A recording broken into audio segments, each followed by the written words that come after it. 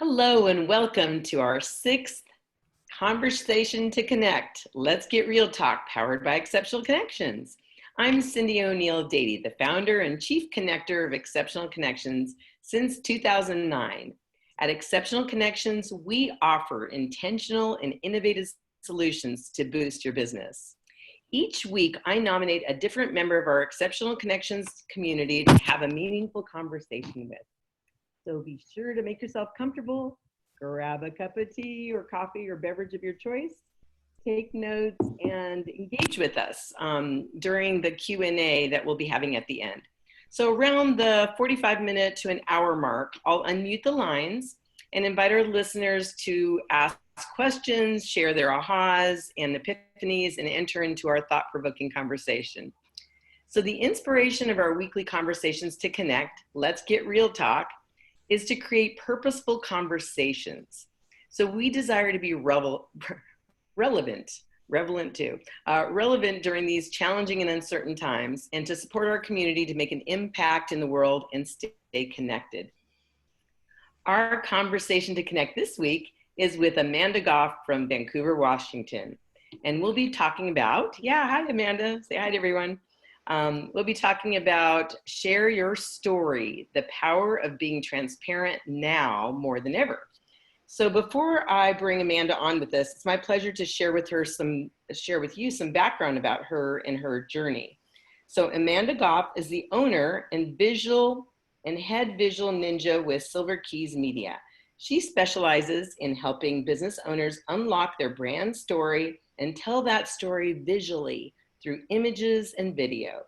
Amanda brings to the table her experience as an actor, director, filmmaker, designer with 13 plus years of marketing experience. So some of her street creds include a Bachelor of Arts in Broadcast Communication and Theater. She co-founded and produced the local indie short film Unmarked, and she's a nationally published photographer. It's my pleasure to introduce the amazing Amanda Goff. Take it away, Amanda. Hello, and thank you so much, Cyndi, for having me on. And I'm really, really excited to chat with you guys today about really the importance and that power behind sharing your story. We all have a story. And stories are so important to our life. Every part we have to, if you stop and think about how you've learned things or how you connect with people or resonate, it's often because a story hits us. It's either an emotional connection or a logical mental connection. And it gives us really that grounding of who we are. And as professionals, as business professionals, this is also a tool that we can utilize to connect with the people that we want to work with. So that's kind of my passion of story. I love it. I love this topic. I'm excited to be able to enter into this with you and be able to open it up for discussion afterwards with our listeners. So as we get going here, Amanda, you and I had a chance to talk beforehand. So tell us, why don't people share their stories? So stories are compelling. We're going to learn more about the power of them, but why don't people share their stories more often? Why are they reluctant? Well, I found in my experience, it's one of two things. It's either a fear. So they have a story. They know their story well. They're willing to share it, but they're afraid of either maybe offending someone, maybe feeling embarrassed or vulnerable. Sometimes it's just a fear of rejection, of if I share this story, are people going to receive it well? Or are they going to then not want to connect with me? And then the other part of it, which really is also embedded in fear, is that so often I think, just as people, but also as business owners, I think we feel like our story is not that interesting. It's not that important. No one wants to hear about me. And we try and hide behind other things. And so that still is a fear, because it's a fear of I'm not valuable enough, or I'm not worthy enough. And, it's a myth. It's not true, because if you stop and think, like I said earlier, if you stop and think about the people that you resonate with and the people that you follow online or listen to or connect with personally, it's because they've shared a story that has impacted you, that has made you interested, that has drawn you to them. And it might be a simple story that you don't even necessarily, like, you haven't experienced it, but you still resonate with it. And so it's those two fears, two kind of channels of fear, I think, that most people don't want to share their stories because they kind of just want to put on a mask and just get business done. Right. And a lot of times we talked about, some people might be more open to sharing with their family and their friends, but not their clients. They feel like they have to kind of be more together and perfect. So can you talk about that a little bit also? Because that's important. That's what we're really talking about in business, right? Absolutely. When it comes to stepping into your brand and your business with transparency, with being authentic. Words are hard today. I know. When you authentically step in and you're being transparent and you're sharing your story, yes, often, we're almost have been trained previously that, our brand needs to be this shiny, perfect thing. There needs to be perfection. There needs to, like, why would someone listen to me if I say I've struggled with this, and then I'm trying to tell them what to do about that same struggle? Why would they listen to me? So there is that element where I think there's the pressure of just shiny, pretty, everything's perfect, rainbows and unicorns. Up on a pedestal, right? Up on a pedestal. Exactly. Right. Or maybe not even up on a pedestal, but that, it's a very clean, non-personal right type of thing. And what people miss in that, and the cost of not sharing your story and being transparent, is that we are subconsciously, and your ideal audience or ideal clients are, we're trained to seek out stories to help us make a decision. Mm-hmm. So when we are looking and researching about, someone, following them online, whatever it is, if they aren't getting a little personal and kind of sharing who they are, it makes us nervous, because from a marketing standpoint, you wonder, it's like, what are they hiding? And it's all subconscious, and it's really fast. It's not something that we can necessarily recognize. So by not sharing and not stepping into that with some personality, with your story, with sharing who you are, why you do what you do, your struggles, you actually are repelling the people you want to attract. Right. And actually, stories give us credibility. That's true. So for example, I have a program that I've created that helps identify your brand ID or your intentional design. Okay. Well, I was my first best client because everything that I've laid out were things I struggled with.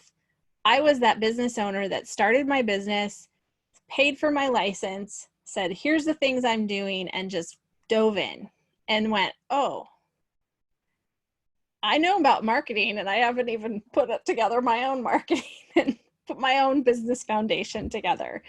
Mm-hmm. So for me, I love to share that story, because for me, I'm able to tell my ideal clients, I've been there, and sometimes I'm still there. I still struggle with those elements. So it makes you more relatable. Yeah, you're creating a bridge with your clients to let them know, I've been there, I get you, I feel your pain, and let's do this together, right? Yeah.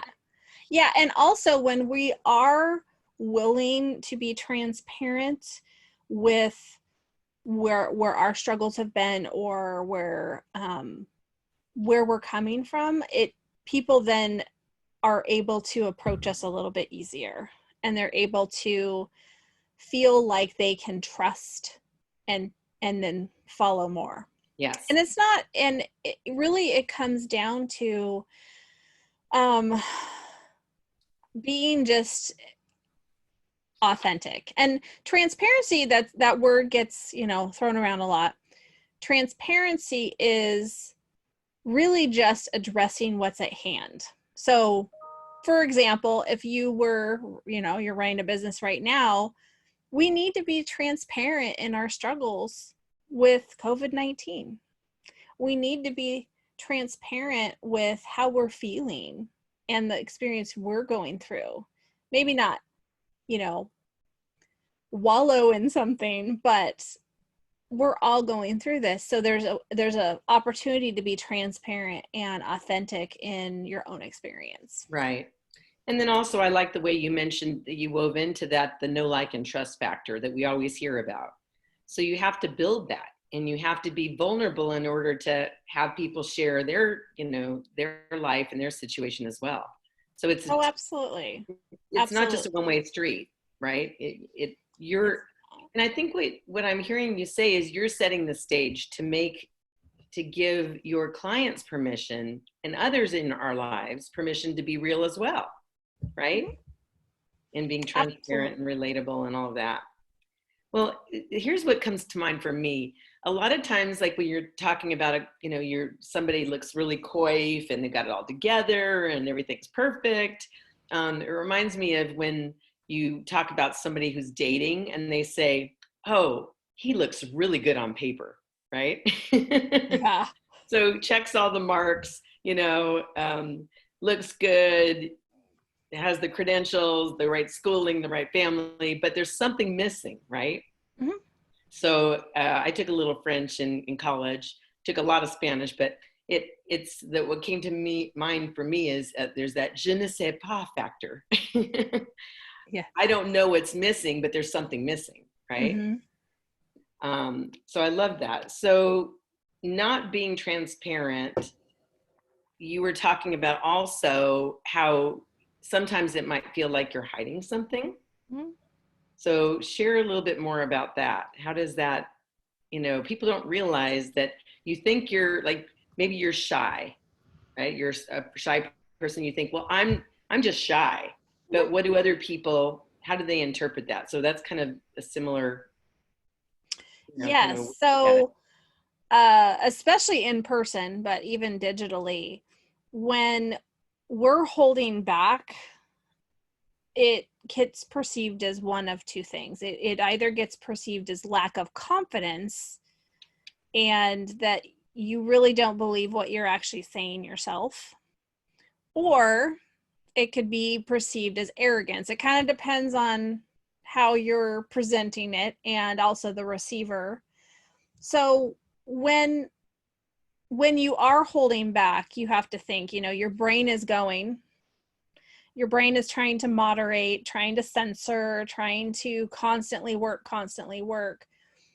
And censoring yourself is okay. We need to censor some things and have inner monologue.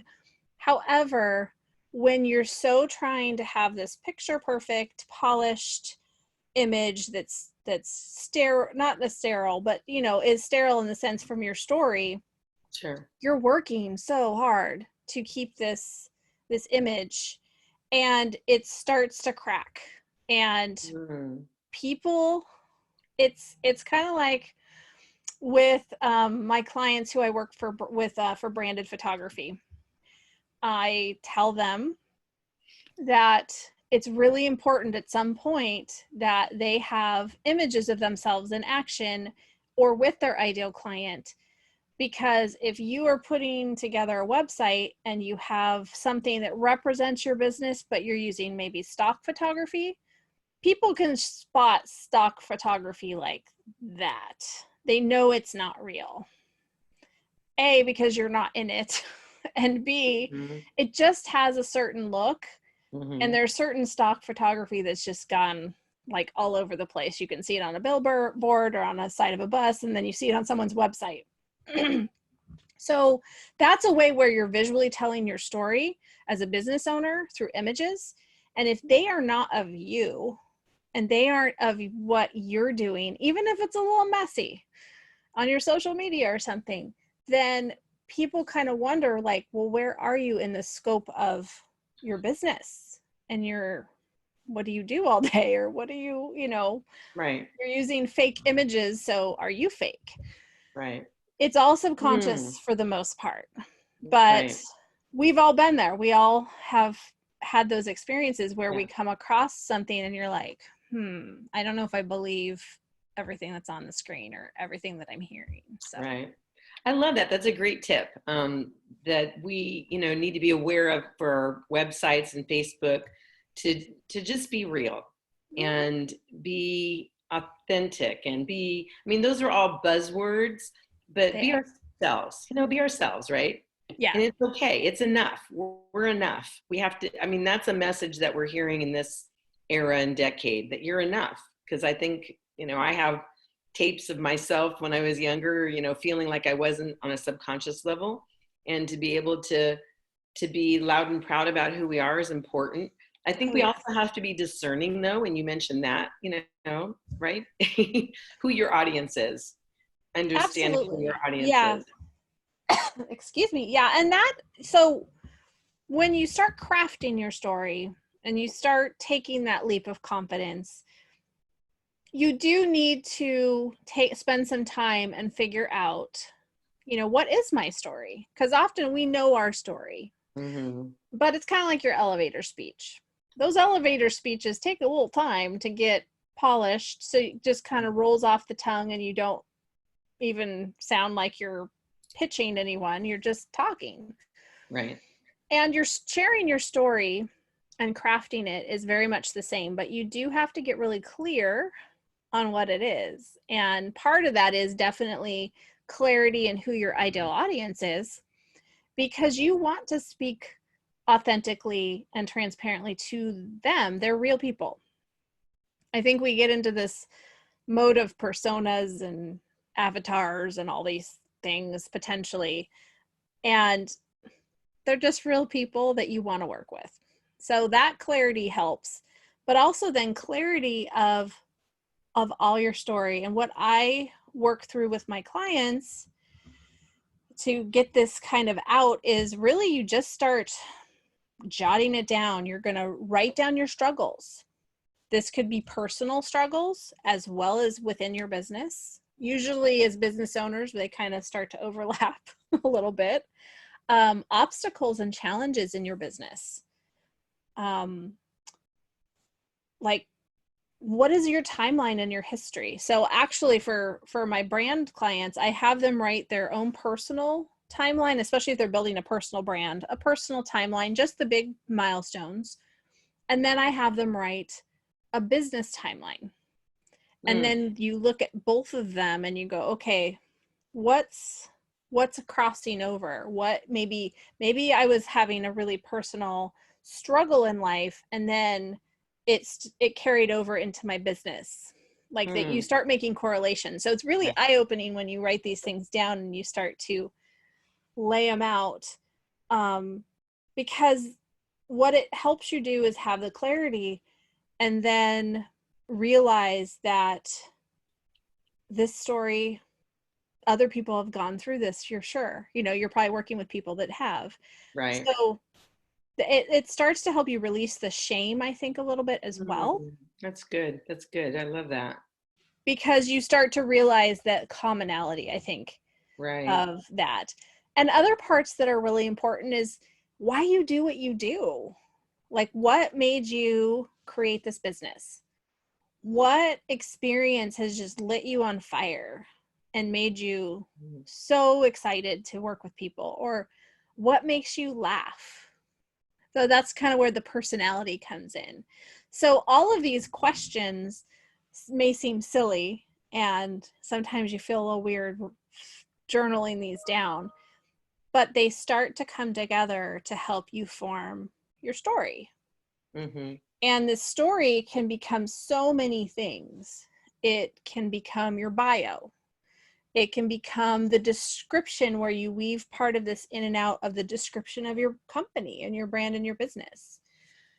It can become part of your web page, your About Me web page. So all this work that you put in really actually then translates on a copy side to how you can craft your story in text. And then you can start to find out how can you match that visually. Right. I love that. I love the idea of the timeline, and because you're right, there are things that, you know, because you went through something personally, how that impacted your business, and sometimes we forget the beauty in what we've been through and the lessons we've learned and the way we can be a contribution to others. So what occurs to me in just you sharing, you know, is there really is a gift in being vulnerable, right? There is. A gift to ourselves, a gift to our family, a gift to our community. And when we don't offer that gift, and this is what helps me, I think, it's not about like, what do they say? Open the kimono, you know, but it's more, you know, in doing that, we're not withholding. In withholding, we're not sharing generously with our community in a way that could be a benefit to them and encourage them in this spot that, you know, they think, oh, she's got it all together. If they really knew what you had been walking through, then they can say, oh, she does understand. She has, you know, she has the ability to really get what I'm going through.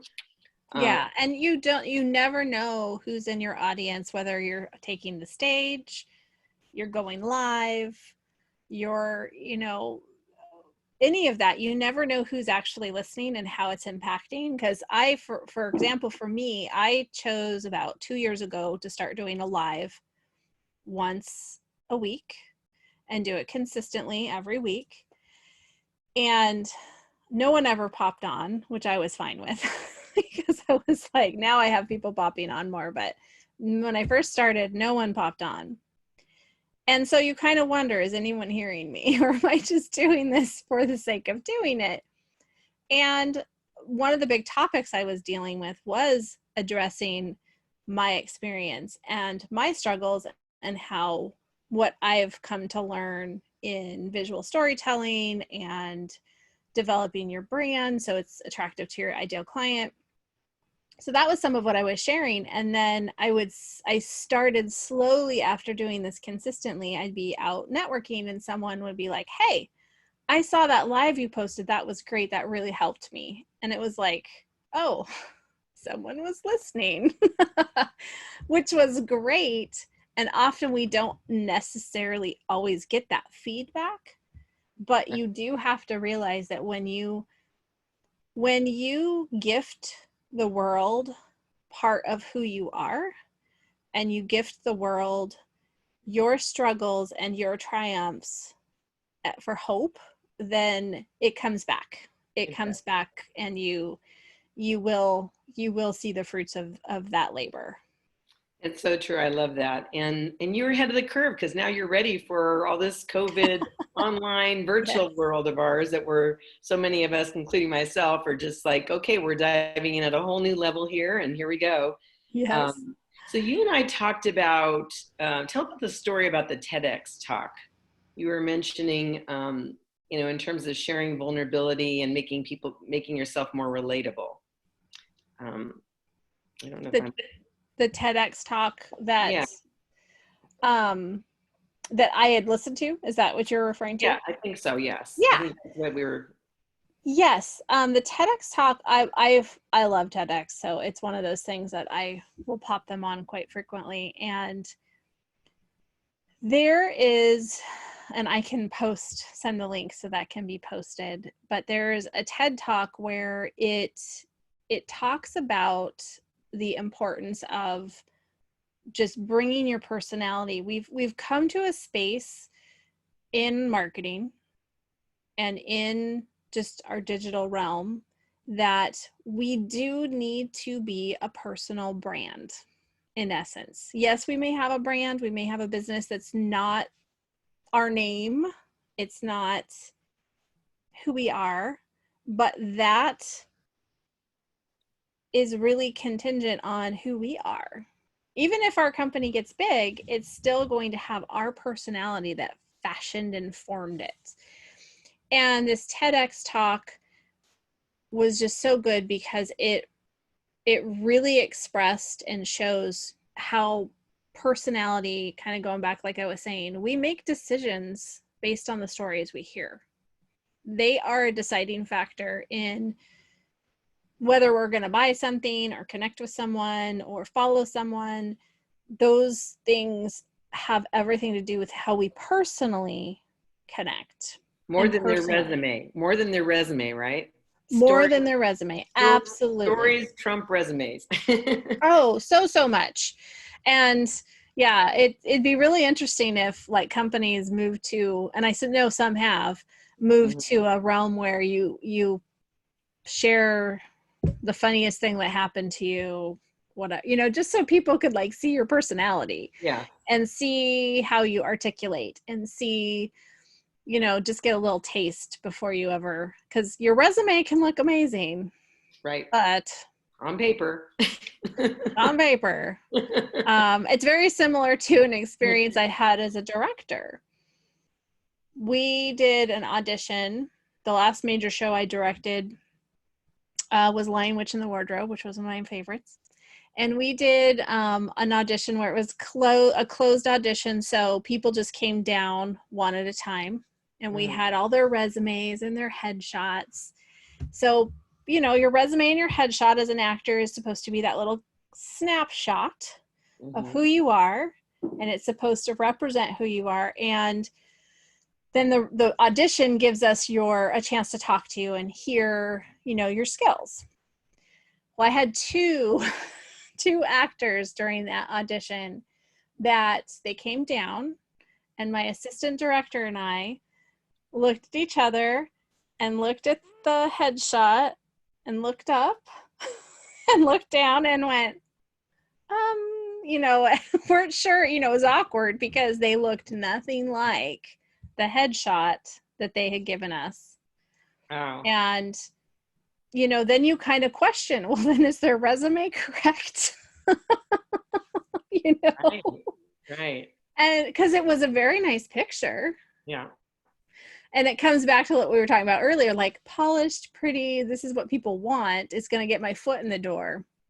Okay. But then if you show up, and one of the actors, and he was cast, so he was great, but he was probably about 150 pounds heavier in real life than in the picture. That's a lot. Yeah. And there's nothing wrong with that. Like, and then one of them, she was probably about 20 years younger in the picture, or it was highly touched up. Don't know which. Right. But both of them were not accurate representations. And then you question, are they telling the truth about the rest of what they say they've done? Because you have to trust. You don't connect the dots. You can't connect the dots. Exactly. So, but I think it swings. Go ahead. No. You finish your thought. Oh, I was going to say, but I think it swings the other way too, because we talked a little bit about there is a balance between transparency and TMI. Yes, there is. In this world of ours. Yes. Where the tendency, especially with Facebook Live, is to like let it all out, right? Absolutely. It's a balance, and that's why I say take some time to like find out your story, have clarity, polish it a little bit, get comfortable in it, kind of, you know, practice and polish it a little bit. It's not supposed to be so perfect, but it's so you're familiar. Right. But then you're not caught off guard to just rambling, which I think is where some of the TMI comes in. However, I'll make one caveat for this is some people's brand is TMI. Like that's who they are. Yes, we talked about that. And I think you're right. That's their brand, being audacious and bold and random or whatever. And so that works with it. It actually, Exactly. in a weird way. In a weird way, it's who they are. Or some of the, I've seen a few of the mompreneurs, and their house is a total disaster and kids are running around, like something I would never use for my brand, but that's their brand. That's Right. the chaos is part of the charm, because I love that. it's what they're building. But most of the time, you want to really think through, is this being transparent or is this TMI? Right. Because nothing's worse than, making people uncomfortable as well. Right. Being vulnerable is one thing. Right. And there are certain times where, if you're in something where it's a little bit more, you are talking a little bit more personal, or it's the type of maybe conference or retreat, that's a little different. But overall, it's really about putting your best foot forward and being mindful of, here's my story, here's my brand, and making sure that they're intentionally aligned, Right. that they go together and they mesh. And as you start doing this more and you start practicing this more, it becomes easier. It's not, doesn't feel so awkward. Yes. But again, it goes back to then, when you do that and you align your personal brand, your personal personality, your personal brand, your story, and your brand and business, then it starts as conversations. It starts the credibility factor. Yes. And so I really appreciate that you take the time to explain that, because in the midst of the conversation about story, you need to be discerning. Yes. It's important to use wisdom and be discerning, and not just be what do they call it, like a water hose, Yeah. And one of the things I'm going to go back a little bit to what you shared about writing it down, being able to really flesh out what you want to say. Is a lot of times we need to, be rote, if you will, before we can be polished. Yeah. Because you have to practice it. You have to you kind of have to, I do anyway, when I'm having like whether it's a 60-second commercial or 30-second or your elevator pitch, you have to be able to have it just roll off your tongue. Because that's part of the credibility part as well, right? Is that you're confident in what you have to share. Yes. Yes. And there's definitely forgiveness of, especially if you're going live or something like that, that sometimes gets a little bumbly, or, a webinar, you misspeak and you have to kind of, correct yourself. And it takes time to polish. And you just have to find ways to do that gets you very comfortable. It's very similar to, so what I do with my actors is we go through and we figure out and we create a profile of the character that they are creating. Okay. And this is actually something has translated into how I help people identify their ideal audience. You create a character because they are a person and you have to understand them. But we have to understand ourselves as well if we're going to step into the skin of our self within our brand.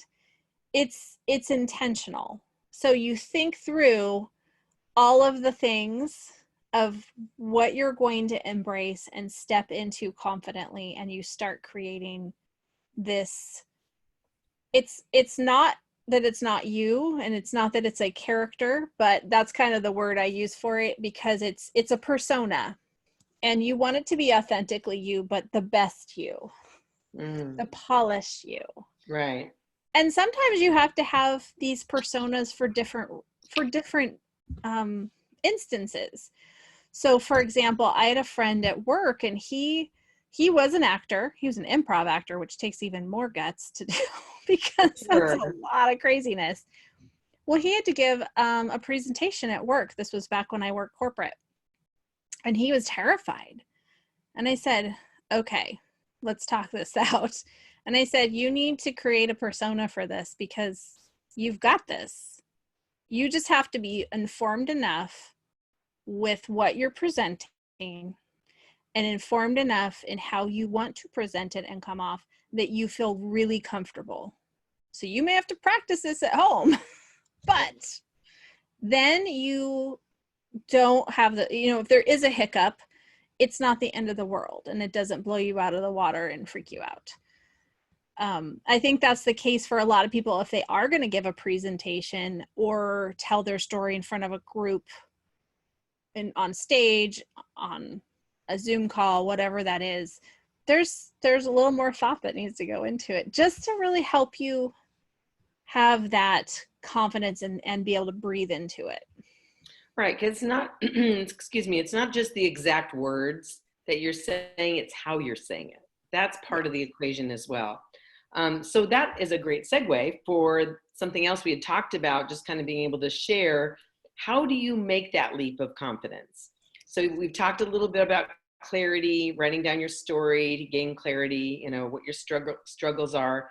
But I love the way when you and I were talking, that you incorporated the importance of your core values. Yes. So what is your process for determining your personal and business core values? Yes. So core values are one of those things that if you've taken any business class, that's one of the things that comes up. And it's great. We need to have core values.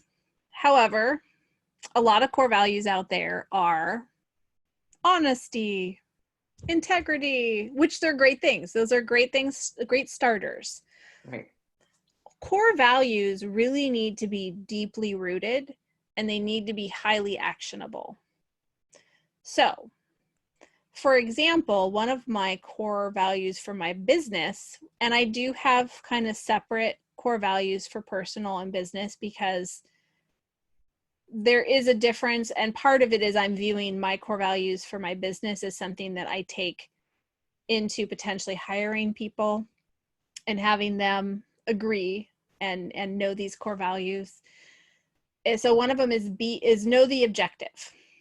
As a content creator and a storyteller working with clients, it's very important for me to understand very clearly from the very get-go the objective of my client. Because if I don't know the objective, the project could go really sideways really quickly. Or you just aren't capturing their vision enough to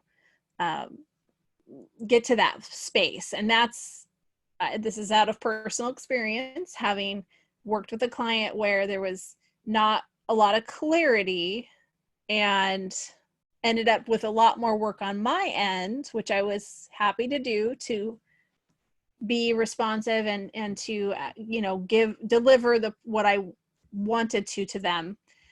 But it was a lot of work and it was a good lesson. So the core values for your business and your personal life need to be very highly actionable. Right.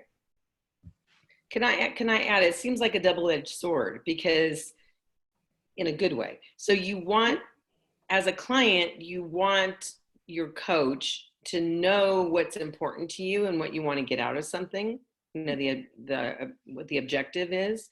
But also as a coach, you want that clarity. So you're not just, you want to hit the mark for your client. You want to be their champion, right?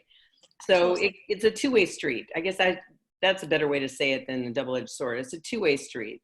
Both the client and the coach need to be clear on that in order to be, as effective as possible. Absolutely. Absolutely. And I have a core value as well for both personal and professional, and that's be positive. Because for me, positivity is so much more effective than going sideways and getting negative. Of course, I get frustrated. Of course, there's those things that happen, but the response is giving myself enough time to respond in a positive manner that's going to actually be constructive. Right. So yeah, so clarity, you know, knowing the objective, you know, be positive. They're very simple changes and tweaks to core values. However, when you put it in a way that's actionable, what happens is that actually then starts to help you carry your story over, because you understand your core, you understand where you're at, and that starts to shape how you tell your story. And when you identify your core values, it really does make you start having to think deep a little bit sometimes, because you don't want fluff. I mean, none of us want our core values to be, you know, fluffy. Right. We want them to mean something, because they should be at the core, like they say, Right. of what you stand on. The essence of who you are. Yeah. And personal and business values, a lot of times they overlap. Don't you find that? I do. Absolutely. And it's really just kind of seeing where in the scope you sort them out a little bit. Mm-hmm. Because I really view, you know, any business owner, you're bringing to your business yourself. So what you value really should be foundational in what the business values. And so those two need to be in sync, because if they're not, then you're creating something that's not authentic, that's not, that you think someone else wants to see or hear. Right. So, Amanda, as we wind down the conversation here, we've got a few more minutes before we're going to bring our listeners in and have a conversation with them as well. But I loved when you and I were talking and you were telling about your story, your journey in creating your business. And you have your background in theater and film. And you were feeling like that, you know, then you have your marketing business, right? Mm-hmm. And so, you know, talk about that transition that you went through in being able to be transparent and real and vulnerable, and how it helped you. Absolutely, yes. So I started my business in 2014 and really was geared towards definitely visual storytelling and utilizing my skills in photography and videography. But I had other things that I kind of had in the mix that were more marketing. And I really was hanging my hat on my marketing experience, because my ideal audience is business owners, especially smaller business owners. So I was really hanging my hat on, you know, how much marketing experience I've had, how many types of industries I've worked with, because I've worked with some strange ones in my time over my courses, working, you know, being an employee. And in all of these, you know, I had been creating visuals because that's so much part of who I am. But I just kind of, you know, put that on the shelf. And even though I've been active in the theater community and I've been active in the independent film community, I just kind of went, Well, I started to realize, and I actually, as I've been networking and developing more personal relationships, that I was not bringing that to the forefront, that I'm a weird hybrid between highly organized, you know, logic and creative. And that's a blessing and a curse as a creative, because sometimes it can make your creativity process not so fun when you're logically working it out. But it does, it's a benefit, because I really organized about things enough that then the organic can happen more naturally. Like, it's organized chaos. So it's been about 2 years that I really have started, you know, that's why I put what I've done in my street creds and what I fashion about who I am in my little bio, that I'm a director and an actor. And so not only have I been on stage, but I've been the person shaping it, or I've been in front of the camera, or I've been the person, you know, helping people bring out who they are on the lens. So it's really changed who I am, and it's freed me up again, like I said, if you're censoring constantly, going, oh, what hat am I wearing today? Am I the director? Am I business person? It frees you up to say, nope, I'm me. Here's my story. I've practiced my story, so I know my, public story presentation. Right. And it's really helped me connect with people, and I think actually gain more credibility and trust than I thought it would, than, being a goofy theater geek. Well, there's nothing wrong with that, but that was in high school or in college, right? Yes. And you put a professional twist, because basically what we're talking about, and I love this conversation, is coming full circle, right? Using the things that you've experienced, and we can all, all of us on this line or listening can probably attest to this, where sometimes we compartmentalize our life, so we're a kid and we were in high school and then we went to college and then we got married and we had kids and we, whatever we did, and we just little seasons of our life or segments.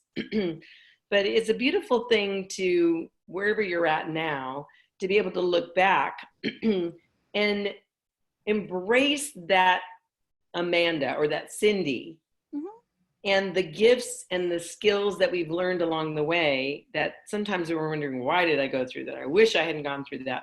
But there's always a gift in different experiences that we have. And, for me right now is I've been wanting to do what we're doing right now for a long time. There you go. You got to do it.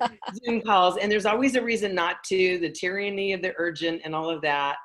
But I'm very grateful. There's a lot of things that I'm, sad about and wish well for people. And there's a lot of hard things going on in the world right now with the COVID pandemic. And there's a lot of blessings for those of us in the business community, having to just jump in, sharpen our skills. And I love that there's people like you who, tested the waters earlier and can be of service to those of us who are just getting going. But thank you for sharing so generously your story and being, a student of this, a product of the product, if you will. So you're not just talking about, share your story, the power of being transparent now more than ever, but you're really in this talk have shared your journey as well. So anything Absolutely. more on that process of coming full circle that you want to add as we close? Really, to kind of take all this in, what I like to remind people is this is a process. It's not a finish. There's not a finished element. This is a process, and your story is writing itself still. So you're going to have things that you bring to the table in 5 years from now. But by practicing now of sharing your story, then you're going to be better equipped to share that story later and potentially reach so many more people and connect with so many more people as you move through your life, as you move as a business owner. And it's scary, but it's not a bad scary. It's a good scary. It's that age old, do something you're afraid of once a month, or that's actually one of my things I'm trying to do this year. But of course I can't do a whole lot of scary stuff right now because we can't leave the house. But I auditioned for a major speaking gig, and I had to audition via Zoom, and it was terrifying. And people go, oh, why would you be afraid? And it's like, because it mattered. It was important, but it was good. It was good for me to be scared and good for me to feel those emotions, because then it helped drive me further for the next time. Right. So it's finding that growth in your own story. So that own clarity, you will find that you will discover so much more about yourself, and that confidence, and that as you push yourself through being a little scared, it just compounds and you get more confident as you go. I love that. That's so beautiful, because it's so true. I mean, when we have situations that have our heart beating outside of our body, and we're scared, we're fearful, we have all these, fear is false evidence appears real, right? We have that sense that we're going to die or we're going to tank or we're going to, whatever. But it does, if we can, if we can know that we're not going to die, Yes. that this too shall pass and another day will be, we'll be able to live to see another day, then I think what I'm drawing on right now in this, where I'm at and in, being outside my comfort zone at times with the visual tech, Zoom and online technology, is the confidence that's being built. Mm-hmm. Like, okay, I did that. All right, now what? What's next? Exactly. You kind of feel like a kid, like I can do this, So Amanda, thank you so much for sharing with our community.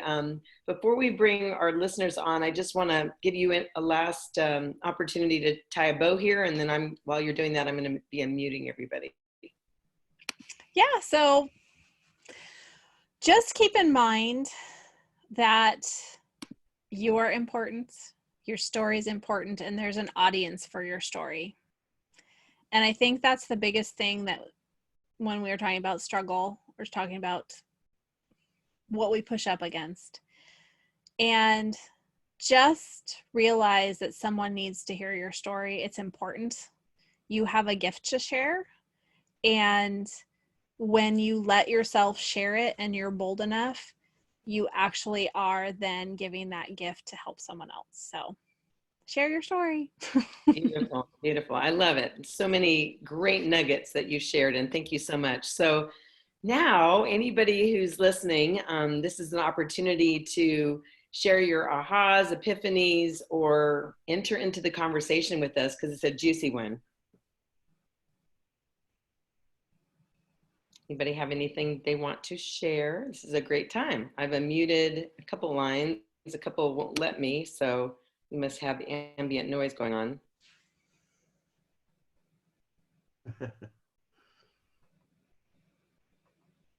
Chuck, you chuckled, so you're up. Oh no, it's because you said ambient noise and Gail was laughing, so I thought that was funny. So yeah, so I guess I think the thing that struck me was the one, Amanda, when you were talking about being vulnerable and yet more relatable. And I think that's right. I think that's what helps people cut through all the noise, right? Yeah. Is that because you see one thing you see, especially now on Facebook, you see all these polished people trying to sell you something. Yeah. Usually how you can get 1 million viewers or 1 million customers or something, and they're very polished and everything, but there really is none of them there. It's just a production. So you don't, I don't identify with it. I don't even click on it because I go, they're just trying to sell me something. They don't care who I am because they don't even care who they are. They're just like, sign up, I'll make you a millionaire. Exactly. Just buy my stuff. Buy my stuff. Just buy my stuff. And so I think that you're right. So bringing your personality in, which creates your personal brand, I think is really important. I don't think, at least my thinking is, you don't have to be a superstar or a movie star or a rock star to actually come across well. Absolutely. That is absolutely so true. And it's, people have fear about, tripping over their words or not knowing what to say. Well, you need to plan what, like outline what you want to say and have some high points or whatnot so that you have direction, but you don't have to have it scripted. And people enjoy when things are a little bit more casual. Now there's a place and a time for a professional video or professional photography, because then you have someone else kind of helping you shape and polish. But it's a blend. And even in that, when I work with my clients to create video content, I don't take out every little blip and mistake and this and that typically, because then it makes it so plastic that it's like you were saying, it's like, oh, well, are they even really there? And so a rule of thumb for me is, the people that you are attracted to and follow are the people that you need to start to mimic, because there's something about what they're giving and they're putting out there story-wise that is resonating. And you don't have to do exactly what they do, but have that as inspiration. Because I have about five people on, this social media realm that I have really, they've captured my attention, so I follow them, and it's been great. I love that. That's a great point, to be able to emulate what you admire, right? One thing that came to mind before the next person chimes in is, it occurred to me that we are the whole coif perfect, that would have been more like what, 70s, 80s, that kind of era, with the big shoulder pads and, the coif hair and all that kind of stuff. But we've entered with the reality TV, a different era where people really crave the real stuff. Like, they like it messy. They want to see the closet, Exactly. Right? And so it just occurred to me, it's not just like it's always been that way. We have to realize that it's changed, and we need to change with it. Absolutely. And it really is, I think the news industry was one of the last to kind of let go of that perfection. For the longest time, the news was, you only saw the bloopers, maybe if you were watching it live, if they caught it, or you'd see it on a blooper reel, and they'd, and really they would cut away or whatever. But now it's really interesting, because you'll watch the news and they're kind of goofing off a little bit. There's that personality, and you want it, you want to be able to relate to the people that you're getting information from. So it's been good to see that happen in that industry. But yeah, as far as marketing goes, we really started to crack through probably late 80s was when it started to crack through, where you would start to see these commercials and you're like, what? It's not this picture perfect family. They're a little dysfunctional, or whatever it is that were being represented. And people, I think, actually started to feel like they were being represented in marketing and in media. It's still got ways to go in some realms, but and now we're at a point where we can create our own marketing and we can create our own brand. So that's where stepping in personally and creating that story element is so important. Right. In this time of social distancing and COVID and all that, has even a lot of comedians doing their little, shows from home. And so, I mean, we've taken it actually a whole other level with just this pandemic and us being, quarantined and home and needing to do things from home. So, I mean, I'm not a big late night fan, but I was up one night and they were, Jimmy Fallon had his show from his playroom that his kids, his girls are in. Did you see that one? Yes, I've been watching almost all of his, because he's just, I love him anyway. And so I thought, oh my gosh, look what we've come to. I mean, they're literally in their homes, and their kids are jumping all over them, and they've got a handmade sign that their daughter made, whatever the name of their show, and I thought, no, that's what you call a reel.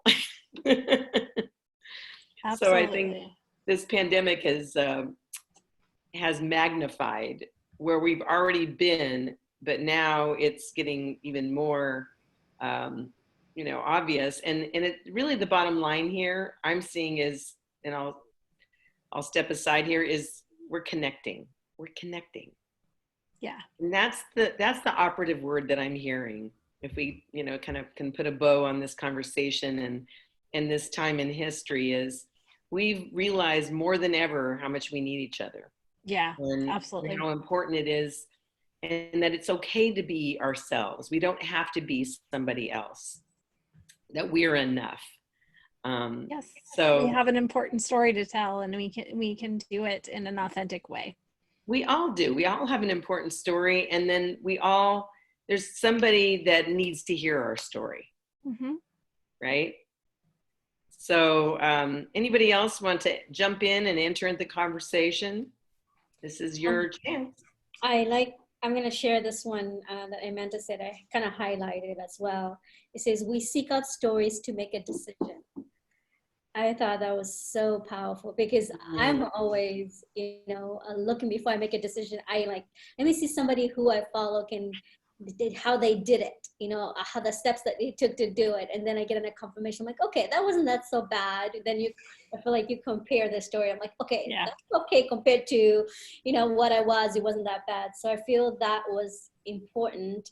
And then the other one that I wrote down is a story give us credibility. I felt that was powerful because, every time I've heard a story of somebody, and it really puts a stamp on it of how they stood up, the courage that stood up to get there, Yeah. overcoming the power. And for me, it's like self-respect and I'm just like awe in the whole thing about courage, because it takes a lot of practice, a lot of overcoming, and to be able for them to be there. And that's really credible for them to stand up in that. So I took that really to the heart. So I'm like, I need to share more little snippets, stories to connect to the audience with my business. What are they, what are they buying, and how can that product can help them resolve the problem or the solution. Absolutely. And it goes back to, we have to think how we perceive and what impacts us. And that's going to be the same for how we want to attract those around us. Mm-hmm. That was beautiful. Thank you so much, Amanda. That was lots of good. I took like 3 pages of notes. Oh, awesome. I'm going to study. Like a studying. Yeah. That's a beautiful point, Roxana. It really does take a lot of courage. I think we need to, just kind of share that with people, that and have that conversation, here, to take that opportunity to have that conversation. It takes courage to step out in faith, because that's what we're doing. We don't know how things are going to land for people, and we feel really vulnerable and very kind of exposed. And we're doing it because we want to be real, but we have to kind of moderate, like, the line that Amanda shared about, you can go over that line and it's TMI. It's too much information, right? So you've got to find that balance for yourself and for your audience, your community. But the first step really is courage. You have to have the courage to be able to share your story. And then as we share, we learn. I mean, really, there's not a course, right, Amanda? Is there a checklist? I mean, we just have to do it, and then we know where that boundary is. Like, oops, too much, oh, not enough. Well, and I think there's a point in us innately that I think we know to a degree, and pushing boundaries is not always a bad thing, as long as it's, especially for business, it's within the realms of what we want our story to be for our business, and how we want to be received. It's when you have to kind of test the waters and see, let me try this. So, and you will be amazed when you start sharing bits and pieces, and you start being a little bit vulnerable. People come out of the woodwork all of a sudden. They're like, oh my gosh, you will hear something at some point.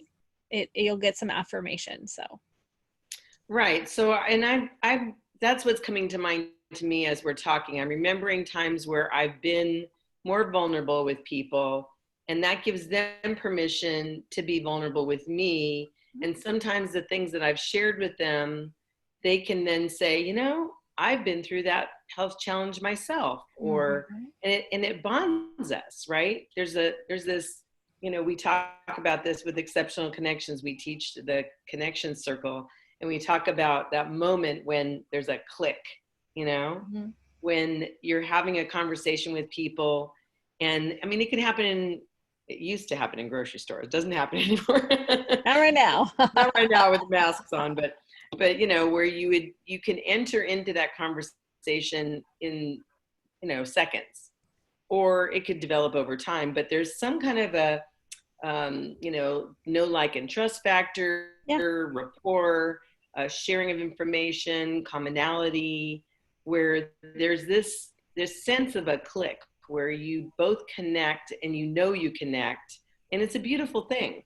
And so, essentially when we're sharing our story, we're doing so, and correct me if I'm off on this, but we're doing that to connect to that person.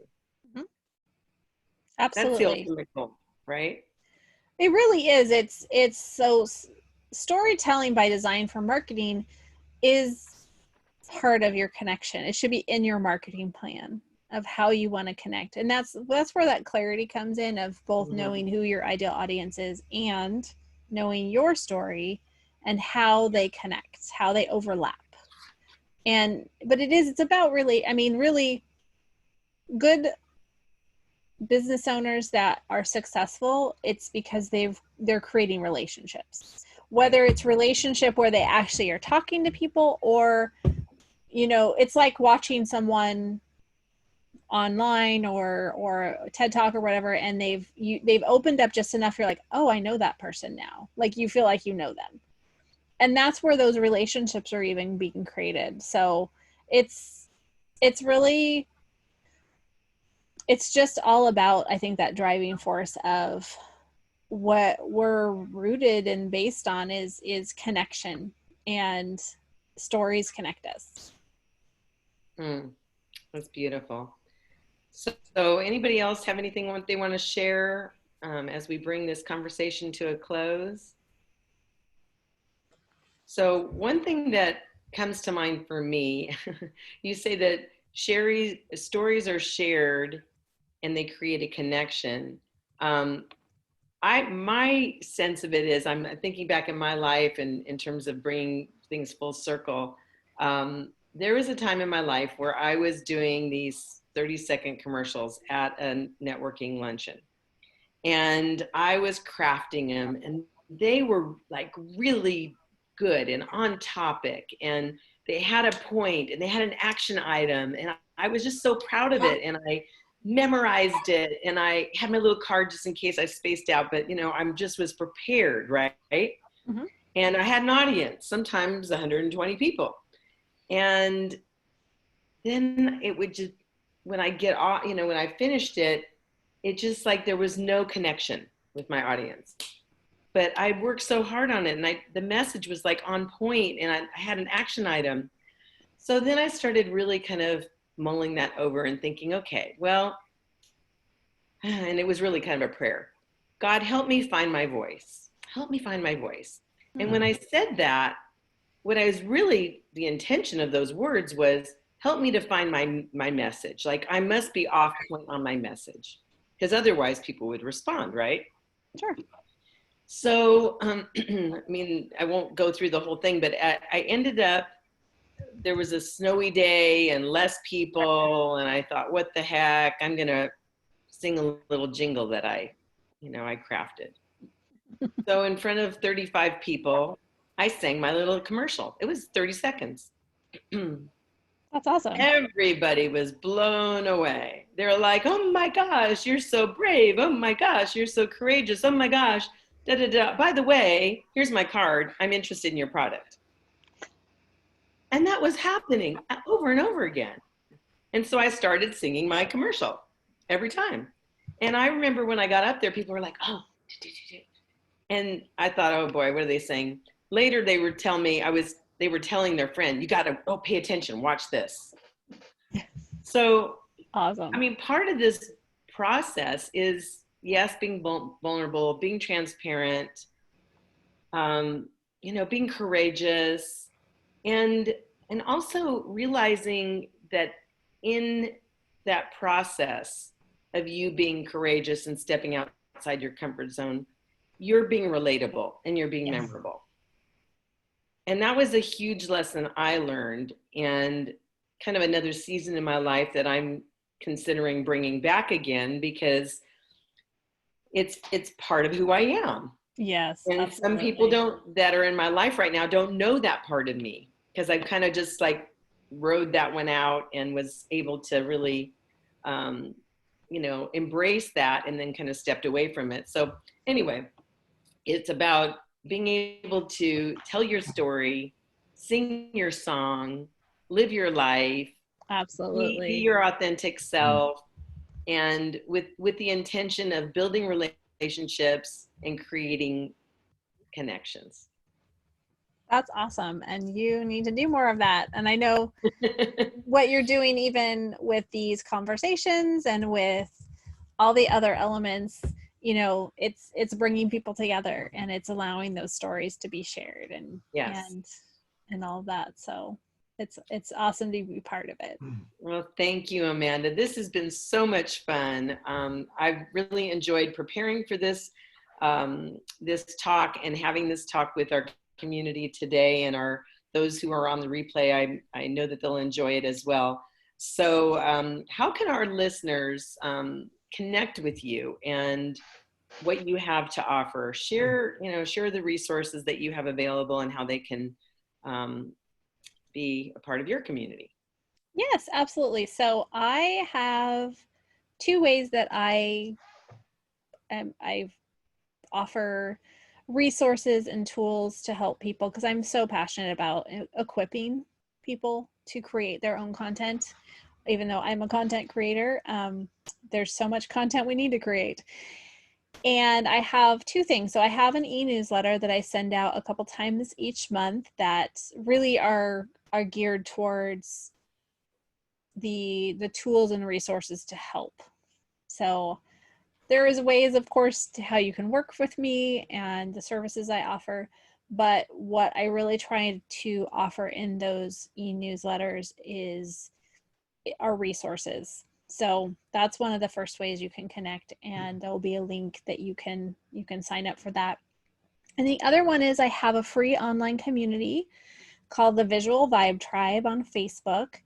And really, it's just a community of like-minded business owners that want to get more visible, get more visual, so they can start attracting the people they want to work with.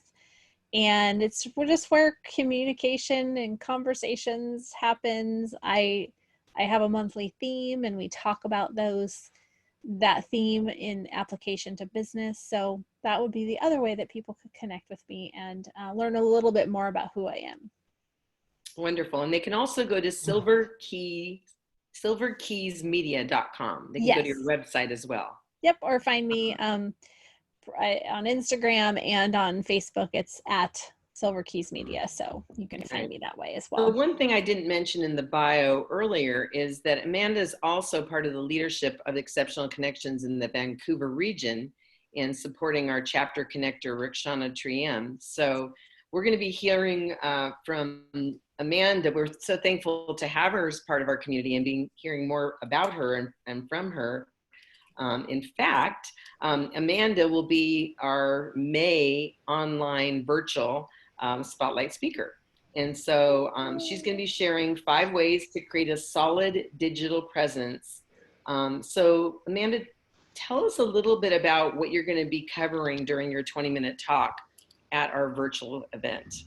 Yes. So I created actually this presentation pretty quickly at the beginning of, well, it was the end of March, knowing that I was kept on a common theme, coming up against, just different people that I've been working with, power partners, all that were not prepared for having to go digital. So really, it's going to be the top 5 things to do right now. So actionable items that you can do right now to start creating a digital platform and foundation for your business, and start making connections digitally. I've been digitally networking for almost 2 years now, and it's just been great. And now more than ever, I'm getting more and more connections because more people are on this space, so there's more connections happening. So that'll be one of the things we'll talk about, is how to digitally network and get started to fit your business. So creating a plan. It's a plan. It's all about a digital action plan to get where you need to go, and creating that plan to show up digitally and connect digitally. Right. And then one of the other takeaways, we'll just go through those quickly, is the advantage of digital networking, right? Yep.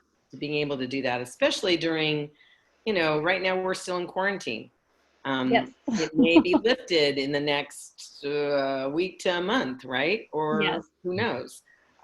So, I do want to let our listeners know that Amanda and I had been talking for quite a while, and she had a different topic for our May event.